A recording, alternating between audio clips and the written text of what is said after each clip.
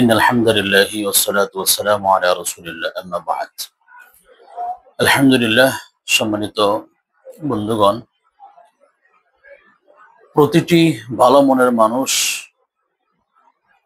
চায় রাষ্ট্র উন্নতি হোক, আমাদের রাষ্ট্র সমৃদ্ধশালী রাষ্ট্র হোক, বিশ্বের সামনে মাথা উঁচিয়ে দাঁড়াবার মতন একটি রাষ্ট্র হোক, সুন্দর সুশৃঙ্খল এবং সবচেয়ে ভালো একটি রাষ্ট্র হোক, সকলেই আমরা চাই। প্রতিটি ভালো মনের অধিকারী মানুষই এই জিনিসটা চাবে।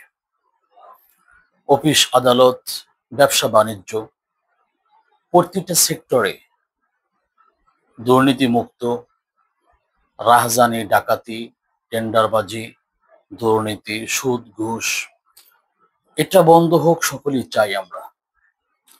রাষ্ট্রে অফিস আদালত যেরকম ভাবে দুর্নীতি মুক্ত হওয়া চাই, প্রতিটা সেক্টরে যেরকম আমরা চাই শান্তিময় সুশৃঙ্খল, তেমনি ভাবে আমাদের প্রতিটি মানুষের নীতি নৈতিকতার দিক থেকেও আমাদের কিছু পরিবর্তন হওয়া জরুরি। নীতি নৈতিকতা যদি আপনার পরিবর্তন না হয়, তাহলে এই সমাজটা সুসমাজ হিসেবে সংগঠিত হবে না। আমাদের অনেকের, সবার নয়, আলহামদুলিল্লাহ হাতে গোনা কিছু মানুষ ভালো আছেন, বাকি আমাদের অধিকাংশ মানুষ আমাদের মনের দিক থেকে আমরা একটু খারাপের দিক আমাদের দাবিত। আমাদের নীতি নৈতিকতায় আমরা অতটা আগানো না। আমরা একজনে যদি সবচেয়ে ভালো থাকি, ভালো টাকার মালিক হই, তাহলে অন্য জনের ভালো, সে টাকার মালিক হোক, সেটা আমরা চাই না। একজনও ভালো একটা অবস্থানে আছে, সে চায় না আর একজন ভালো অবস্থানে থাকুক, অথবা যিনি ভালো অবস্থানে আছেন তাকে দেখে একজন যিনি একটু নিম্নমানে আছেন তার ঈর্ষা প্রতিদিনই বেড়ে চলছে। এই যে নীতি নৈতিকতার দিক থেকে আমাদের দুর্বলতা, আমাদের সমস্যা, এগুলো আমাদের কাটিয়ে ওঠা খুবই জরুরি।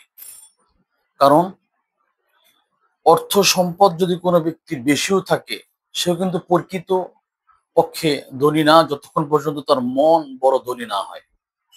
আবার একজন অর্থ দিক থেকে খুবই অল্প, সেই ব্যক্তিও কিন্তু ফকির নয়, গরিব নয়, যে তার মনটা বড় থাকে। এই হাদিসে এভাবেই বলা হয়েছে, লাইসাল গিনা গিনান নাফস।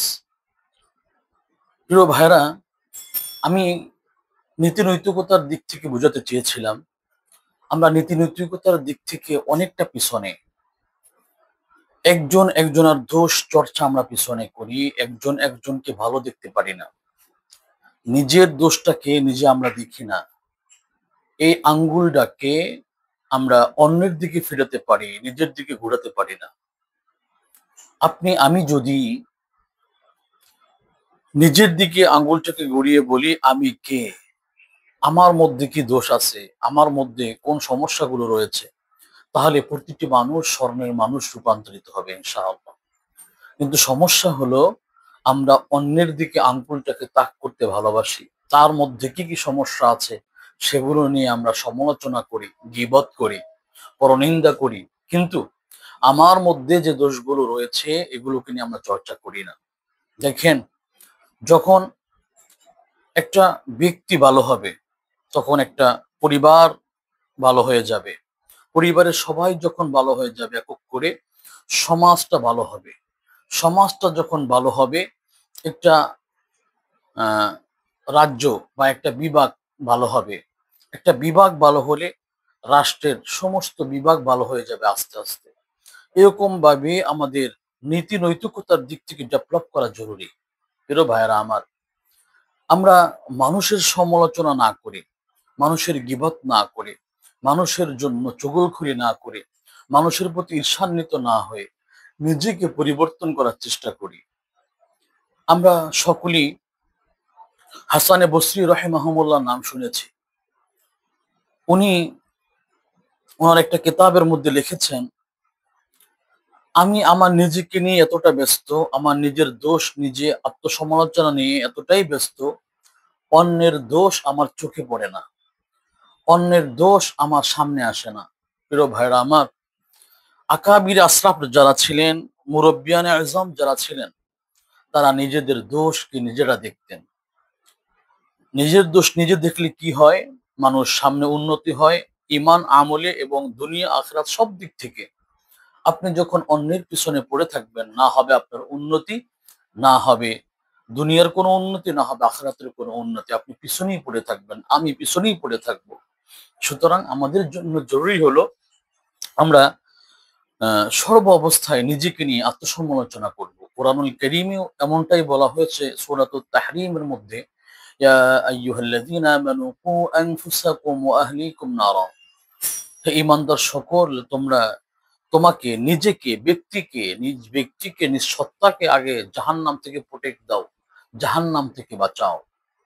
তারপরে তোমার পরিবার পরিজনকে বাঁচাও। তার মানে এখান থেকে যে মেসেজটা আমাদেরকে আল্লাহ দিচ্ছেন, সেটা হলো প্রথমত আমি নিজেকে বাঁচাবো, তারপরে পরিবার, তারপরে পরিজন। কিন্তু আমরা সমাজে পরিপূর্ণ উল্টো জিনিসটা দেখি।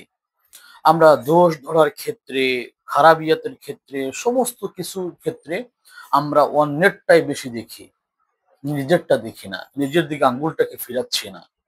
প্রত্যেকটি মানুষ যখন নিজের দিকে আঙ্গুলটাকে ফিরাবে, ইনশাআল্লাহ নিজেকে নিয়ে যখন আত্মসমালোচনা করবে, তখন প্রতিটি মানুষ সোনালী যুগের সেই স্বর্ণে রূপান্তরিত হয়ে যাবে ইনশাআল্লাহ। সোনালী যুগে, স্বর্ণের যুগে মানুষরা যেভাবে ছিল, আমরাও হয়ে যাব ইনশাআল্লাহ। সুতরাং অন্যের দোষ দেখবো না। নিজেকে যদি উন্নত করতে হয়, নিজেকে যদি আমরা সামনে নিয়ে যেতে চাই, তাহলে নিজের আত্মসমালোচনা করব। নিজের যেই সমস্যা, ভুল ত্রুটিগুলো রয়েছে সেগুলোকে আমরা দেখবো ইনশাআল্লাহ। তাহলে আমাদের উন্নতি, উন্নয়ন সামনে ইনশাআল্লাহ। আল্লাহ তাআলা আমাদেরকে পৌঁছার তৌফিক দান করবেন। আল্লাহ আমাদের সকলকে কবুল করুন। আসসালামু আলাইকুম ওয়া রাহমাতুল্লাহ।